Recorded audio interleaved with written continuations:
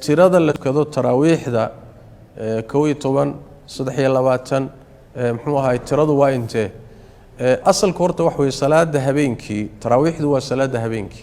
salaada habeenkii asal ahaan tiro go'an ma leh waa ijmaac wala isla ogoliyay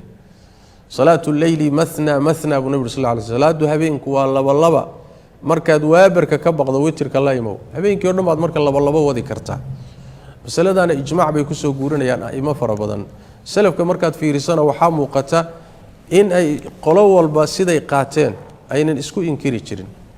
يعني waxa مثلا شافعيده iyo xanaabilada iyo 23 bay qaateen 20 salaadii iyo 3 witir ah qoliyo 39 bay qaateen qaar way ka badiyeen marka cinda salaf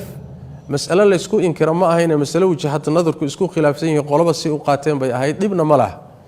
hadii aad tukato inta hadad yarayso hadad badiso laakiin markii xadiidka bukhari ku yimid Aisha markii nabiga weydiisay sallallahu alayhi wasallam markii la weydiiyay salaadiisu sidee bay ahayd habeenkii waxay tiri ramadaan iyo geyrkii toona muusan ka siyaadin jirin 12 ragcadood laakiin waxay ku dartay 12 ragcadood wuxuu tukan jiray 4 ragcadood la tasal an husnihinna wa tuulihinna wuu dheereyn jiray wuu qurxin jiray nabiga sallallahu alayhi wasallam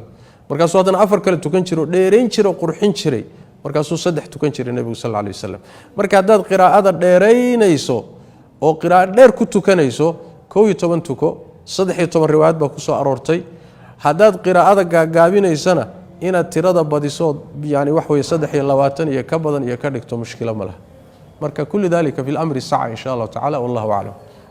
intaas ayaynu insha Allah ta'ala ku ekeynaa su'aalihi idinka soo arooray ee soo qorteen